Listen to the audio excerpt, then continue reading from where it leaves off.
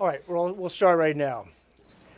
So, as we've said before, with the firefighters literally putting their lives on the line to save people's lives, their homes and their properties and their businesses, with law enforcement working 24 hours to keep us safe and secure during these tragic times, with over 200,000 Angelenos cooperating with evacuation orders in order to make sure that they get out of harm's way, but allow firefighters and first responders and law enforcement to do their business.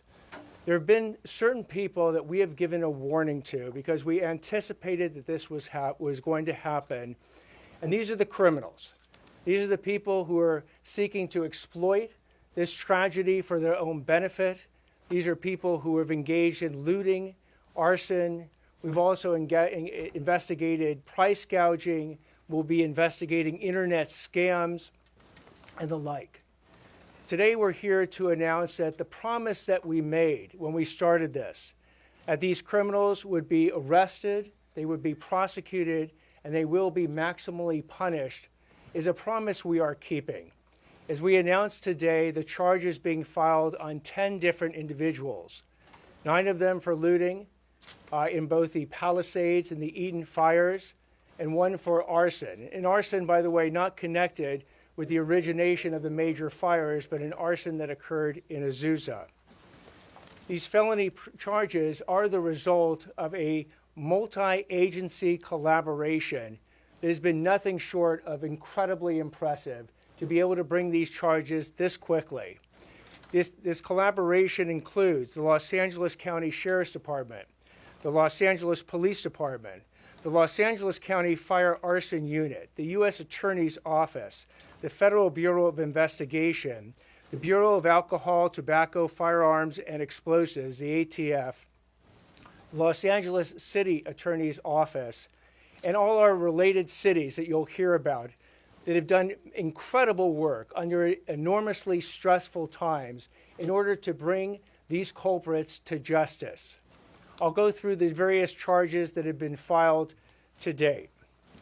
The first set of charges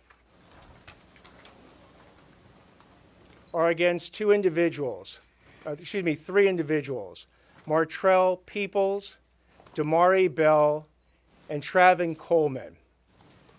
What 2 of these individuals did is on the night of both January 8th and the early morning hours of January 9th, they went ahead and committed first-degree residential burglary and looting during an emergency and evacuation situation in a house in Mandeville Canyon.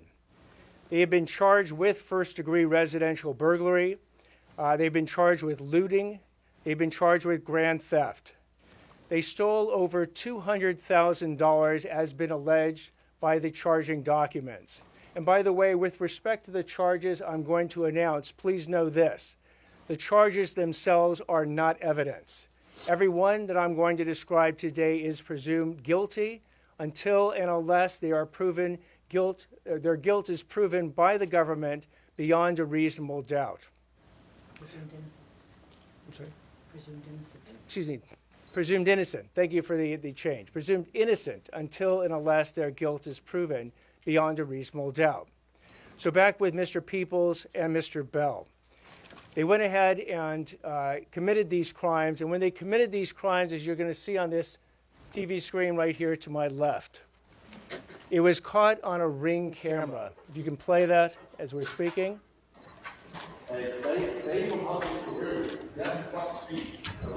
And the LAPD, through, again, such impressive investigation, worked with various leads and tracked Mr. Peoples and Mr. Bell to an apartment in Koreatown. Surveillance was then conducted. When they attempted to leave, they were then apprehended, and a number of these stolen items from that residence was found with Mr. Peoples and Mr. Bell. Mr. Peoples is committed 2 prior violent or serious felonies. This is his 3rd. As a potential 3-strike person, he is looking at life in prison. and Mr. Bell as a second strike. Individual will be looking at 22 years and 8 months in prison if convicted. Mr. Coleman accompanied Mr. Bell and Mr. Peoples out of that apartment building in Koreatown, went into a second car. And when Mr. Peoples and Mr. Bell were stopped, that second car, driven by Mr. Coleman, kept going. It went through a light. It crashed into another vehicle. That innocent person in the other vehicle suffered a concussion. So Mr. Coleman has been charged with 1 count felony hit and run causing great bodily injury. As also a potential third strike case, he is looking at a maximum sentence of life in prison. The second case that we'll talk about involves Rudy Salazar and Lucia Hilrara Perez. They have been charged with 2 counts of each of first-degree residential burglary in connection with an Altadena looting incident. On the night of, again, January 8th, they went ahead and entered 2 different houses in the Altadena area, stealing property in each of the houses, and they were apprehended by the police. And they are looking at 6 years maximum on each one of the residential burglary counts. The third set of charges is against Roy Sims, Ryan Sims, Naquan Dewey Reddix, and Pierre O'Bannon. They are each charged with 1 count of first-degree residential burglary in connection with their crimes, where they went into a house in Altadena in the early morning hours and stole a variety of different personal property from the owners of that house. If we can show some of that property and the burglary tools that were seized. No. We do not have that.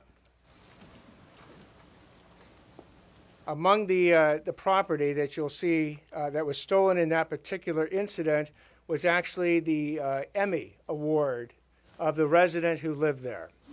That was, the police worked incredibly quickly in that situation, stopped these individuals, and were able to apprehend them and recover most of the stolen property. The fourth incident is an arson incident in which Jose Gerardo Escobar has been charged. Do we have that ready? This is an incident that occurred in Azusa, where Mr. Escobar has been charged with 3 different arson charges. He is looking at 9 years in state prison. This is arson that occurred at Pioneer Park in the city of Azusa. It was investigated by the Azusa Police Department, who acted very effectively and very efficiently in apprehending Mr. Escobar. Mr. Escobar, as well, has been, not only has been charged, but he is set for arraignment today. So again, with respect to all these charges, as I said before, these charges are not evidence, and they are presumed innocent until proven guilty beyond a reasonable doubt. But this shows the effectiveness of law enforcement. So when I said, and I have been saying over the past couple of days, the question is not if, but when you will be caught if you engage in these crimes. The 10 charges, or 10 different individuals that have been charged today, are evidence of that fact. And the warning shot remains. Do not go ahead and engage in looting, engage in internet scams, engage in price gouging. Do not violate evacuation orders, and do not commit any of these crimes in which people are trying to profit from the tragedy of the people who have suffered from these various fires. What I'd like to now do is introduce both Los Angeles Police Department Assistant Chief Blake Chow and Los Angeles Police Department Deputy Chief Alan Hamilton to provide further words. Hi, good afternoon. My name is Blake Chow. It's BLAKECHOW. You know, I just want to say on behalf of the Los Angeles Police Department, if you've followed this whole incident, all week we've been standing together as a regional team. The sheriff, district attorney, thank you, Mr. Hockman, city attorney, supervisors, city council members, because the only way we're going to have an impact and keep our community safe is if we stand together and we operate as a team. And I will tell you, in the Palisades area and the fires that we've experienced in Los Angeles, isn't it bad enough we have 40,000 people potentially that have been evacuated from an area, and then we get a handful of people that want to come up with activity to go victimize them. It's not enough that they have to worry about their properties and rebuilding and things like that, but now they would have to worry about criminals coming up there and taking advantage of them. So I want to really applaud our district attorney, and I also, for the charges that were filed, those are really important to send the message to the people out there that are not only thinking about going up there and victimizing the properties, but the stuff that may come after this in the form of scams. You're not going to get away with it, and this team is not going to let you get away with it. And for the residents of Los Angeles, on behalf of our police chief, I just wanted to tell the residents of Los Angeles, this team has your back. We have patrols up in the hills right now while the evacuation orders are in place to make sure that your properties are safe. And as you can see with the investigation, when we get evidence of a crime, we leave no stone unturned, and we find people, and we will bring them to justice and hand them over to the district attorney.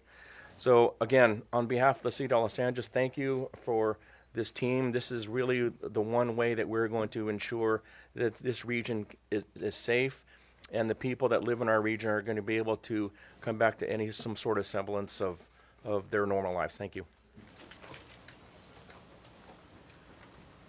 Good afternoon, everyone. Alan Hamilton, Chief of Detectives for Los Angeles Police Department. I want to first acknowledge the dangerous and difficult work that's been done by our brothers and sisters in the fire service, especially our Los Angeles Fire Department employees, and our Los Angeles Police Department officers and employees, both sworn and civilian, who stood shoulder to shoulder with our firefighters from all over the United States and the world, really, to help fight this fire and bring justice to these individuals who are being victimized again. A couple of things on the investigative side. So for the individuals that were involved in the burglary up in the canyon, our investigation started immediately upon report, and we were quickly developing investigative leads on that case. I want to acknowledge the hard work of our Metropolitan Division Crime Impact Team, who dropped another case that they were working on and immediately went up on this case, utilizing multiple investigative techniques to identify these individuals, surveil them, make sure that a crime had actually occurred, verify that items were taken, and then effectively conducted surveillance and took them into custody in a safe manner, and identified them as the individuals that were involved. Moving forward, there will be additional investigative information that will be developed as this case progresses, and we'll be able to release more information to the public. But at this time, we're going to be limited in terms of what we can release. In addition, I think most people are aware there was an incident where various individuals were attempting to identify themselves as firefighters. We continue to make progress on that case, and I anticipate that is going to result in a successful filing as well. We've been able to develop information through our investigation that shows that there were conspiratorial acts that were involved in their activity, and I anticipate in the very near future we'll be filing additional charges against those individuals, as well as the misdemeanor charges of impersonating a public official. So I'm gonna close my remarks with this. We are aware that there are other crimes that have occurred, and my message to the public is this. Number one, we are aware of some of the individuals that are involved. The Los Angeles Police Department is going to continue those investigations and take them wherever they lead to. And I anticipate that we will be announcing additional arrests in the very near future for individuals that have been involved in activity within these closed areas. And there will be more to follow on that. The other thing I want to do is assure the community that at times you will see us out there in uniform and in black and white patrolling the area along with our National Guard partners.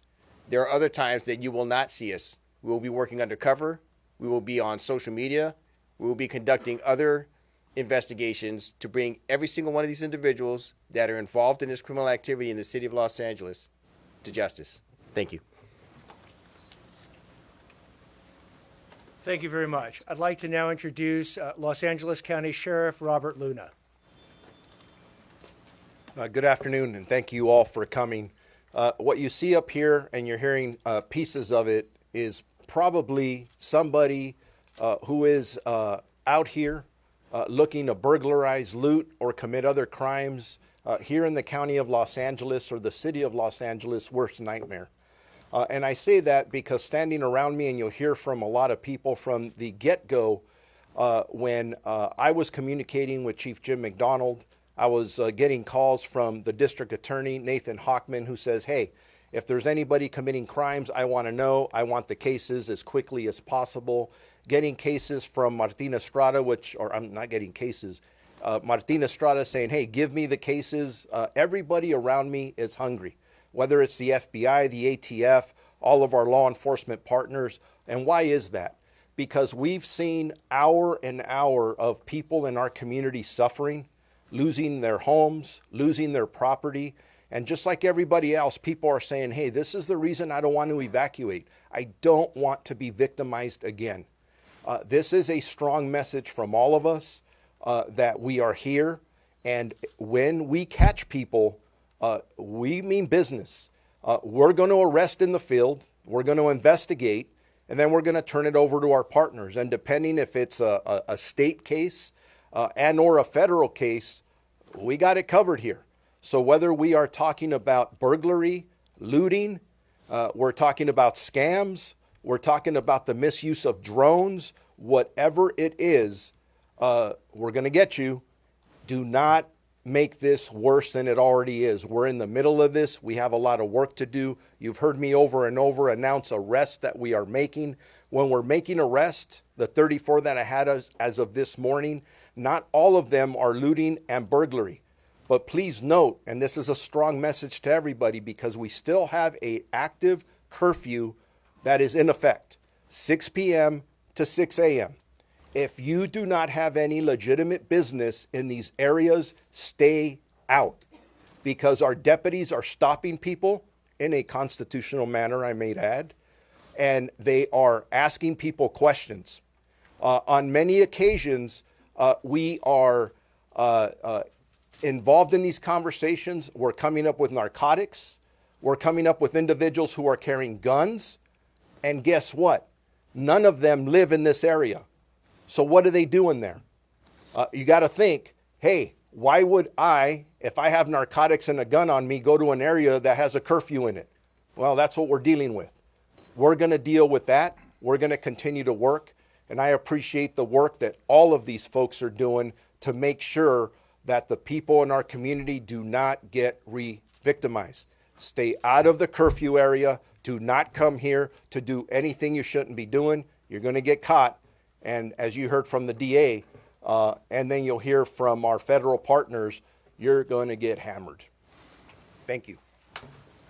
And by the way, on behalf of all of our community and the deputies that I'm talking to who are working their butts off out there away from their family on 12-hour shifts plus, thank you guys for the work that you've done and the work you're going to do, because our police officers and deputies want to know when they stop and arrest somebody that somebody's going to get prosecuted and there's going to be consequences. So thank you.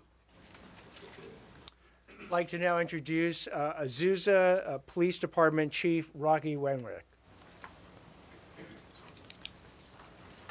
Good afternoon, everyone. First, I'd just like to say, on behalf of the city and our department, pass along our prayers and thoughts and condolences to all those who have lost a loved one or lost property. To add to the previous speakers, for us, we're outside that fire zone, immediate fire zone area. What I'd like to commend is our community for paying attention, being observant, and seeing something and saying something. At that time, the park had lost a lot of trees that were down. The city had started its cleanup process, made big piles of lumber and bushes, and they were all piled up, which made something for somebody to come by and say, hey, look at that. It looked like it'd be a great place to light a fire or cause some damage. The park was just 100 yards from the base of the San Gabriel Mountains, so we got lucky that day. And I'd like to thank the community for keeping their eyes out and ask everybody to keep your eyes out. In times of this disaster that's going on. People might not go to those areas because, just like the sheriff said right now, there are curfews, but they also know that law enforcement from all over the county is there to assist those areas, to assist the LAPD, assist the National Guard, to assist the Sheriff's Department and these other smaller cities. So it leaves vulnerabilities elsewhere, or what they perceive as vulnerabilities. But the community, please be vigilant elsewhere, because it just takes another fire someplace else, and we have to split our resources. So please stay vigilant. And again, thank you to everybody from the federal, LAPD, and I'd like to thank the district attorney for his aggressive support of law enforcement and letting people know that there is accountability when you make a decision that is not the right one. Thank you. I'd like to now introduce Los Angeles County Board of Supervisors Chair Catherine Barger.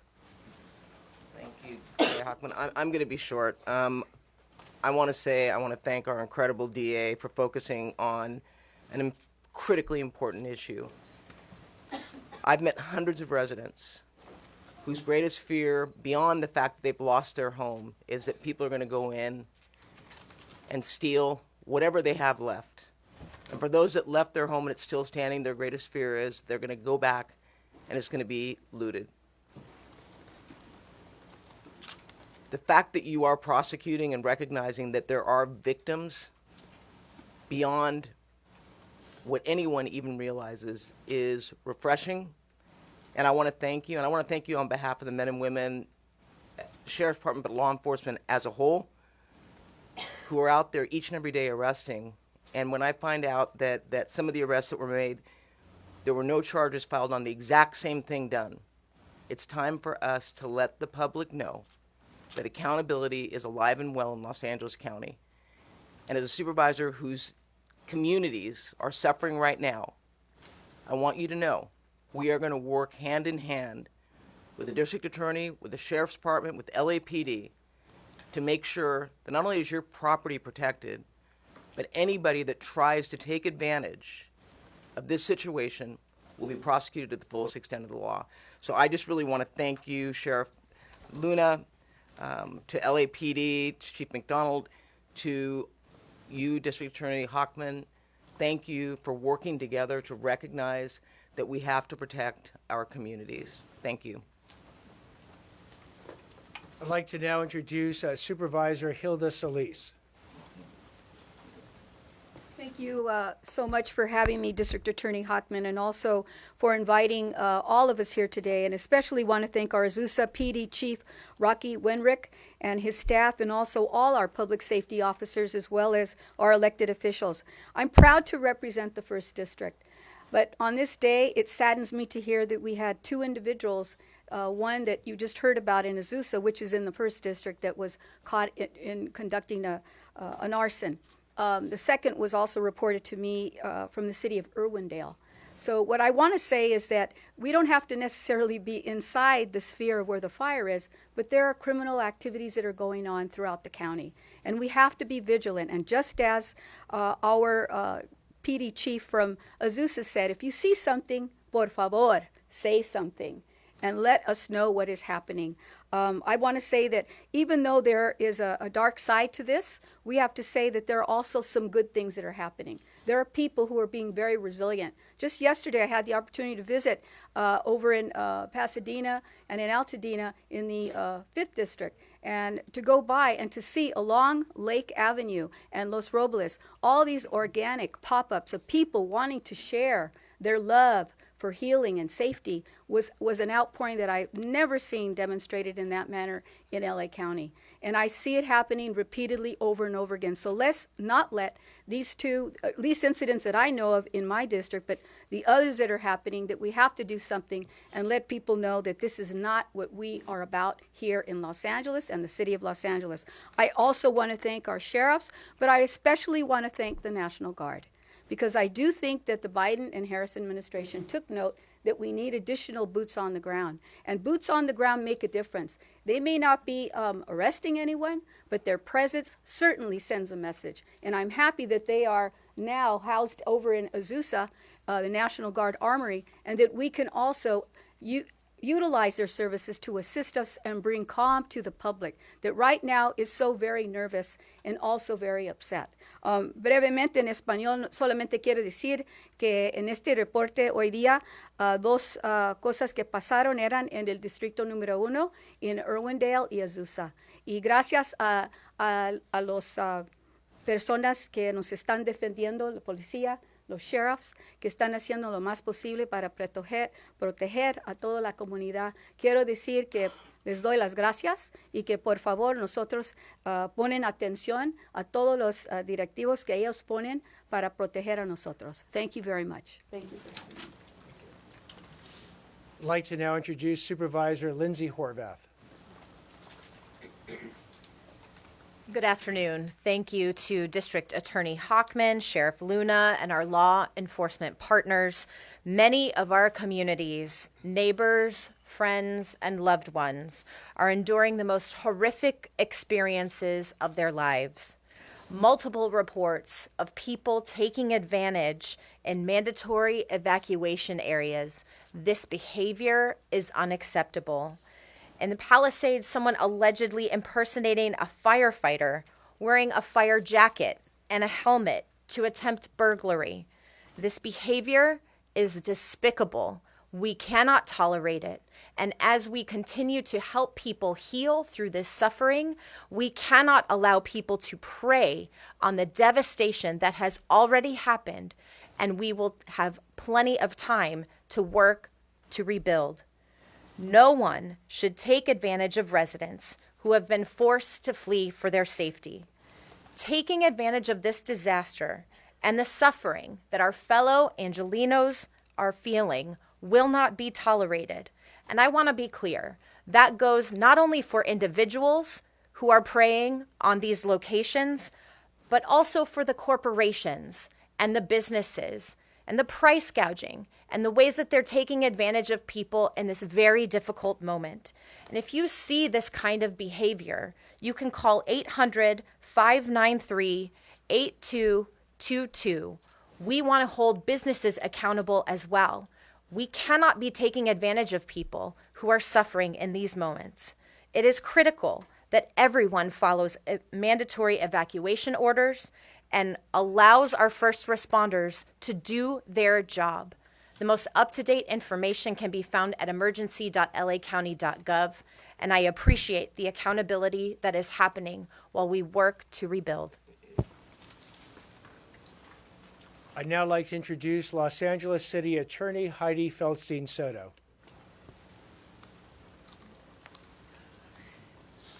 Hello, everyone. Good afternoon. I have a dual role in our city.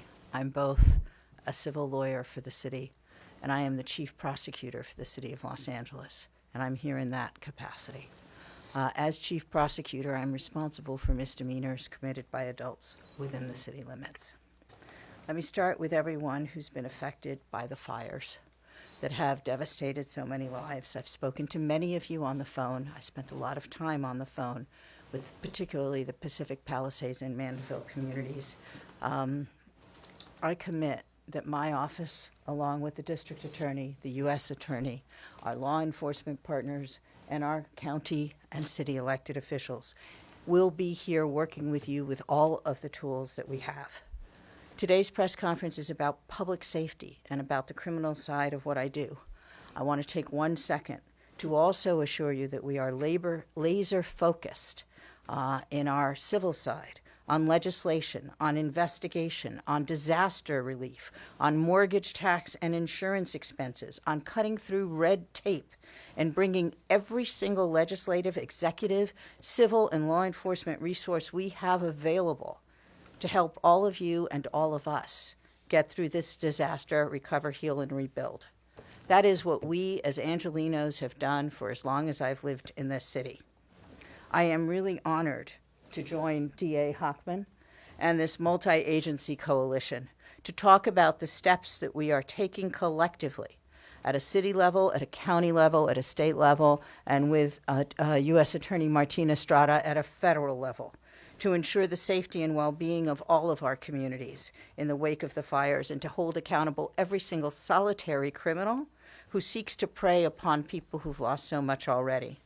Whether it is looting, which usually falls to the district attorney, price gouging, which I think all of us have jurisdiction over, fraud, scam artists, trespass, which usually falls to me, or any other effort to take advantage of those who've been evacuated or otherwise affected by this crisis, let me add my voice to the chorus. My office will lean in to ensure that no individual gets away with illegal or predatory conduct. My office is prepared to hold everyone and anyone who engages in price gouging for housing, for shelter, for essential consumer goods, food, services, veterinary care, health care, accountable. Price gouging laws went into effect. For those of you who doubt it, they went into effect immediately upon the declaration of a state of emergency. No one, and I do mean no one, can increase pricing on any of these items: housing, shelter, food, water, clothing, pet care, health care, any other essential goods or services by more than 10% without violating the law. Violations are both criminal and civil. Violations of the price gouging statute are subject to criminal prosecution with up to 1 year's imprisonment and up to a $10,000 fine. Violations are also subject to civil enforcement, and my office has a public rights branch dedicated to civil enforcement. We have formed a price gouging task force within my public rights branch, and that is punishable by an injunction, by restitution, by up to $2,500 per violation. We are working with the mayor's office and city council on a dedicated intake system to address price gouging complaints in particular, and our lawyers and other legal personnel are already getting back to residents who have reported price gouging. If you are a victim of price gouging or aware that it is happening, if you see it happening because all of a sudden an apartment that was for rent for one amount doubles in price, please email my office to a dedicated email to this that is ATT, which stands for attorney, price gouging task force at lacity.org. att.pricegougingtaskforce at lacity.org, or call us at our dedicated price gouging line, 213-679-5035. As a result of this unprecedented emergency, so many of us face uncertainty about our futures, and it is the responsibility of everybody up here to ensure that those futures are bright, or as bright as they can be under the circumstances.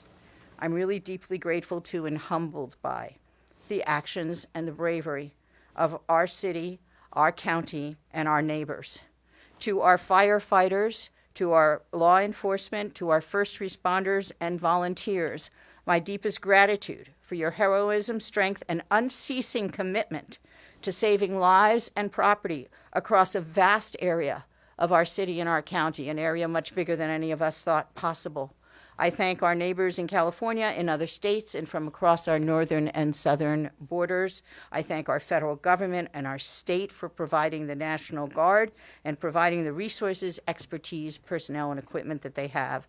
And I thank each of you, the press and the public, for helping us get out the message, for staying vigilant, for notifying us when something goes awry, for letting us know when you suspect arson, and for your resilience and commitment to our city, and your many, many acts of kindness and compassion in helping all of the families, friends, and neighbors in need. I am so proud to stand with our district attorney and our law enforcement partners. Thank you. I'd now like to introduce United States Attorney Martina Estrada.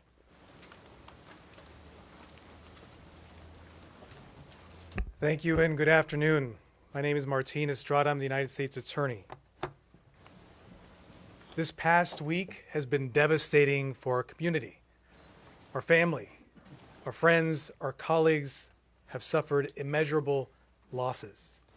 Our hearts go out to all the victims of the terrible fires that have occurred in our area.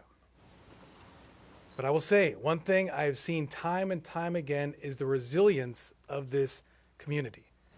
When the times get tough, we come together. That is no different with regard to law enforcement. the level of cooperation and collaboration with our law enforcement partners, federal, state, and local in this area in Southern California is top in the country. We come together, whether it be violent crime, human trafficking, you name it, we come together. This time will be no different. We will collaborate and work together and bring the same approach to holding accountable all those who engage in crimes related to this disaster. Now, the first priority is stopping these fires, stopping the destruction. My deepest gratitude to the first responders, the ones who are out there on the lines fighting for us. God bless them, they deserve our prayers. But another priority is ensuring that there aren't people out there who victimize others, criminal opportunists who take advantage of this situation. This sort of behavior is completely unacceptable, and because of that, it is critical that we all work together to hold such individuals accountable. Let me talk about what we're doing as federal authorities. The U.S. Attorney's Office, the FBI, and the ATF is fully engaged in this crisis. We are addressing three main areas of criminality. First, arson. This investigation is at its early stages, but I will tell you the ATF National Response Team hit the ground this morning investigating to determine the origin cause of the fire. Now, this group is highly experienced, includes investigators from throughout the country. This is the same group that was responsible for investigating the Aliso Viejo bombing, the same group responsible for investigating the fire on the Conception boat that resulted in the death of 34 people. They get the job done, and I'm confident their investigation will bear fruit.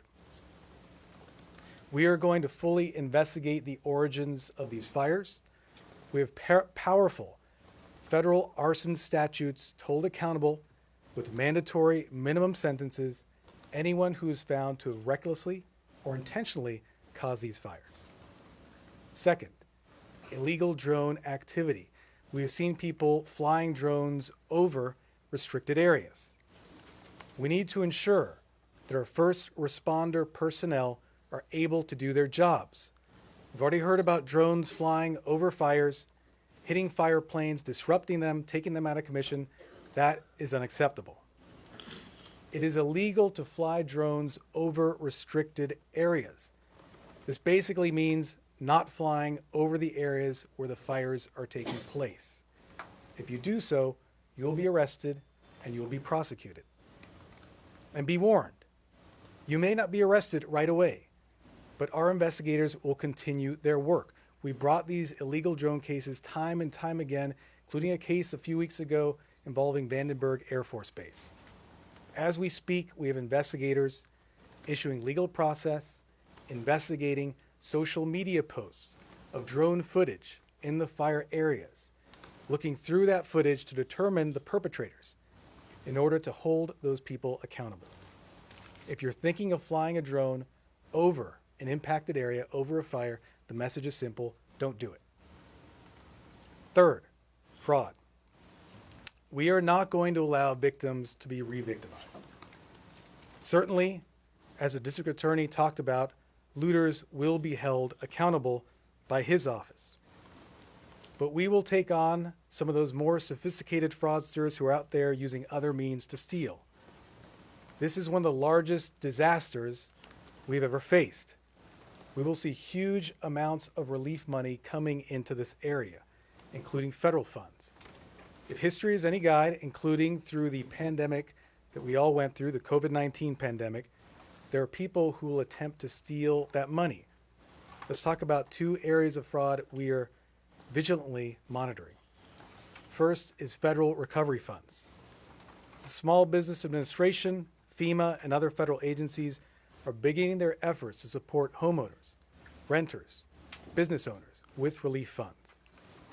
During the COVID-19 disaster, we saw people committing identity theft to steal that money. My office can use mandatory minimum sentences against anyone committing such conduct to hold them accountable. Second is charity fraud. People around the world are looking for ways to support the victims. This is a good thing. People are generous in times of need. but it also creates an opportunity for fraud. Charity fraud is a donation scam where people are tricked into donating money to a group or a fake group that essentially provides no services for the victims. We will investigate any group that illegally diverts funds from the victims. And let me say, as I mentioned, generosity is a good thing. But fraudsters will target victims and generous individuals who want to help. They'll do so through many means, including social media posts, including calls, including texts. Keep this in mind. True charities will not pressure you into giving funds. If you come across deceptive individuals who try to push you to donate money, that raises suspicions, and do not donate. Make sure your money goes to trusted organizations, and beware of websites that may try to mimic real organizations. There's a lot of fraud out there and people trying to perpetrate it. In conclusion, regardless of the type of crime we are talking about, we will hold people accountable. There is zero tolerance for any criminal activity arising from these fires. Together, we will recover from these fires. But the ongoing work, the recovery work, including protecting the victims and protecting those people who would like to help the victims and protecting relief funds, will be ongoing. We will be vigilant. Now, before I conclude, I want to give out a number from the ATF. If there is anyone out there who has any tips on the origins of the fires, any of the fires, please text 63975 with your tip. That is, again, the number 63975. That will go to the ATF National Response Team. Thank you very much. I will now introduce to the podium Special Agent in Charge of the FBI, Akil Davis.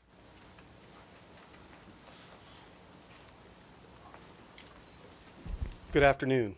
My name is Akil Davis. I'm the Assistant Director in charge of the FBI's Los Angeles Field Office. I want to state my condolences for those who have lost loved ones, property, and are currently suffering. We at the FBI also have employees that have lost everything that they own. It's a traumatic event for all of us, all Los Angelinos everywhere. I'd like to highlight just 2 lines of effort that your local FBI office is involved in. U.S. Attorney Estrada highlighted our drone efforts. FBI Los Angeles has created the nation's first counter-UAS task force. This task force has been deployed to the Rose Bowl, it's deployed to the Golden Globes, and it is deployed to all of these fires. We're out there every single day looking for drone pilots, looking for operators that are disrupting our most critical effort to contain these fires, and that is the airdrops. I'd like to foot stomp what our brothers and sisters at CAL FIRE said. If you fly, we can't. Meaning if you fly these drones, we're not able to use our most sophisticated technique to contain these fires and save lives. The second line of effort for the FBI, as U.S. Attorney Estrada stated, is significant fraud. As we have seen from COVID fraud, Hurricane Katrina fraud, we've seen earthquake fraud, all those monies that are pouring into our communities, fraudsters are sitting right now trying to figure out ways to steal that money. You heard Sheriff Luna reference the term being hungry. Our investigators, our task force officers, our deputies, our police officers, our investigators, we're hungry too. We're hungry to try to find the fraudsters that are stealing this money and preventing it from getting in the hands of the people that need it most. There are 2 ways you can reach the FBI. Please call 1-800-CALL-FBI if you have any tips or you've been the victim of any of these frauds, or tips.fbi.gov. Thank you for your time today. I'll turn it over to DA Hochman. So I'd also like to thank Jose Medina, Acting Special Agent in charge of the ATF's LA Field Division, Jessica Post, Battalion Chief in charge of the LA County Fire Department Arson Unit, LAPD Detective Wilson, LAPD Detective Carrillo, for their tremendous efforts, and all the officers and investigators and detectives that worked to make this day possible to announce these charges so swiftly. Over 30 years ago, Los Angeles endured the fires, the floods, the earthquake, and the riots, all in sequential order. And LA showed back then its grit, its resilience to not only come back, but to build better. We're going to see that occur again. When we get these fires stabilized, we're going to show Los Angeles to the world that we have the grit and resilience to again build ourselves better than we were. And to the extent that these criminals want to get in our way, please let today be one example of the united front that they are going to face. Between the district attorney's office, the city attorney's office, and the U.S. attorney's office, we have well over 1,000 prosecutors ready to do justice on behalf of the residents of Los Angeles County. And working with us, we literally have thousands of officers, detectives, and investigators that will bring these criminals to justice. So thank you all very much for being here. We'll take questions now. Jay Hockman. Yes, in the back. Friend PR Martin Costi. Do you have a number of reports of burglaries in these zones, the evacuation zones? I mean, not ones where you've charged people, but actually, what's CompStat saying? These are ongoing investigations. Everyone that has not been charged is an ongoing investigation. So it's too preliminary to comment about those investigations today. Do we have a total number, though, of arrests for looting? Actually, Sheriff Luna would like to add. Yeah, very good question. And before even coming here, I'm trying to inquire about how many burglaries there are, at least in LA County Sheriff's territory. It has been extremely difficult to do that. Let me try and paint a quick picture for you. We have many areas where residents have not been allowed to go back in since they left in a really quick hurry to save their lives. As we start repopulating some of these areas, we are going to get reports. I hope it's not too many, but I think we are going to get reports of burglaries and other crimes. So just a quick second to tell our community, as you do repopulate, and if you believe you were the victim of a burglary or any other crime, immediately report that to your local police station, sheriff station, whatever that may be, because unfortunately, I think we're going to get those. But that's why we don't have all that information now. You talk about CompStat, it'll all start coming in as soon as we start going back in there. So, Scott Snowden, Santa Monica Daily Press. We talked about some people who were impersonating firemen, and it's been confirmed that they were in fact wearing the uniform and helmet. How did they get those? Were those stolen? I can address that. So that's part of the investigation that feeds into some of the information. So we're not going to disclose those parts of the investigation at this time. As the prosecution moves forward, at whatever level it moves forward to, we will be releasing additional information, especially after we confirm which charges are going to be filed. At this time, we can't really discuss it. Chief Hamilton, quick follow to that. That was the people impersonating. That was at the Palisades fire scene? That's correct. Were they found, do you believe they had also been involved in looting or burglary, or were they found stolen property? We believe that they were conspiring to conduct illegal activity, including looting and residential burglary in the area. Just let me follow that up, because I would just want to tag on to something that Sheriff Luna said, that, this has been a very, very chaotic scene for everybody right now, and we have a lot of areas right now residents have not been able to go back.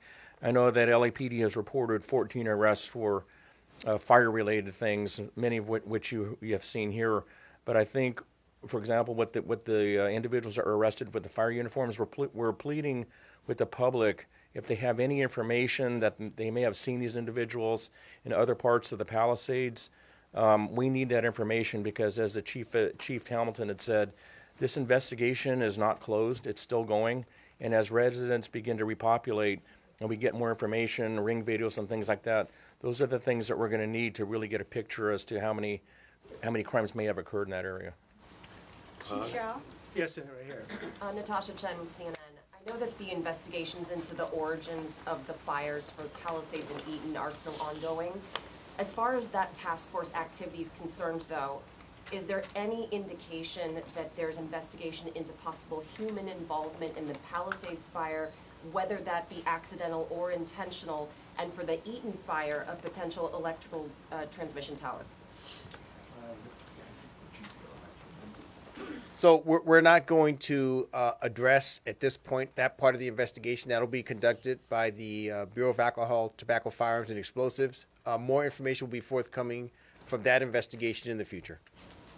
Will ATF have a news conference? Anyone? So we are speaking on behalf of ATF. We are coordinating with ATF on the investigation and any potential prosecution. We are at the initial stages at this time, so we ask for patience as we go through this investigation. Everything is on the table in terms of the investigation and potential statutes that are in play. I gave you the number. I'll repeat it. If anyone has any tips, I encourage them to text the following number, 63975. But given that the investigation is at its early stages, we cannot provide further information. How many of the cases qualify for federal charges, and what will be the maximum sentence if somebody is accused of arson? Anyone who intentionally or recklessly causes a fire can be prosecuted federally for arson, carries a 5-year mandatory minimum sentence, and from there, depending on the facts, the sentence can be much longer, including decades in prison. Mr. Estrada, can you just, clarify, is this arson investigation just normal matter of course given the devastation, or are you acting off information that there may have been an intentional fire set, Palisades eaten otherwise? I can't get into details of the investigation. I will say this is by no means the normal course. We're dealing with the largest disasters in our area ever. It's for that reason we asked the ATF National Response Team to get involved. Highly experienced group has done this throughout the country, including in our area before, with success. Thank you. How many cases are on your hands? The investigation is its early stages. Don't you have any number of investigations? We are investigating all the fires for potential arson. We are looking at all the fires. We're focused on the Palisades fire and the Eaton fire this time. Sheriff Luna, given the level of frustration and misery for so many people who are out of their homes, there's been some reports of vigilantism. Are you concerned about this, and how do you mitigate it if indeed it is happening? Concerned, yes. I think we're always concerned. As the days wear on, people, our community, our residents who live there, they're getting angry and they're getting frustrated. We're going to try and do everything we can to enhance our communication. That's why every time we get up here, we talk about the reasons why we are not repopulating as quickly as we would like. There's still a lot of hazards out there, for example. As we're speaking now, I still have search and rescue teams that are out there trying to recover remains of individuals, correlating missing persons to addresses that used to be there. There's a lot of work there. So again, I plead with our communities, be as patient as possible. There is no conversation that we're having as a county family with our city partners that doesn't include evacuation orders and warnings without, okay, when are we going to repopulate? Because we're hearing our community loud and clear. All of us, I know our supervisors are going out personally and listening to our community and their frustrations. We know it. We're staying on top of it. None of us have been off one day. All of us are working 16, 18-hour days. And we're doing this because we want to get back to normal as quickly as possible. But I do remind everybody, I just read the weather report before coming in here. We're gonna experience some significant winds. I'm very concerned about the dangers that we still face, concerns that our community still faces. So we're still in the middle of this. But please communicate with us, and we'll continue to work on putting out as much public information as we possibly can. We don't want our community to go that direction. Now, if the vigilantes you're talking about are people who live somewhere else and are going to come and cause problems, this team I have around me, we're ready to deal with that. I see the show of support here today, and it's massive and impressive. But to someone who feels desperate, how can you reassure them? Somebody who lost their home, we will do everything we can to make sure that you are aware that we're here, we care, we're going to respond, we're going to investigate. And the reason we're here today united is because we are communicating. We have been communicating from the beginning. We're going to be something that the rest of this country looks at and says, how did you guys do this? That's where we're at. That's the assurance I want to give our entire community. We are here for you. for the Yeah, FBI. Hochman, All right, we have time for one more question. A question for the FBI. Right here. You have pieces of that drone that hit the Super Scooper. Have you made any progress in that investigation? Do you have any persons of interest that you're looking at or speaking with? So that investigation is ongoing, and yes, you're right. We have collected pieces of that, and we're putting that together as we would through a normal course of investigation. There's lots of avenues to investigate regarding that. So that's all I'm going to say as far as that goes. And have you had any more incidents with drones and firefighting equipment? So we are coming across probably 20 incursions a day. Now, our numbers vary a little different than what the fire department puts out, and that's just because of the focus on the area that the FBI is looking at. Our focus is a little bit more narrow than what the fire department's looking at. So, you know, the numbers we're putting out are probably between 20 and 30, and the fire department's is about double that. But the fire department is correct. There are that many drones in the air at any given time. And that's why we continue to stress to the public, stop flying your drones over these fires. Let us do our job. Let us save lives. Let the firefighters do what they do best, and that's put these fires out. But no Can you persons of confirm interest at that this 2 point? arrests Not at this point. have been made regarding the drone incident? I'm sorry, sir. Can you say that again? Can you confirm that 2 arrests have been made regarding the drone incident? I'm going to leave that up to my state and local counterparts behind me. Thank you very much.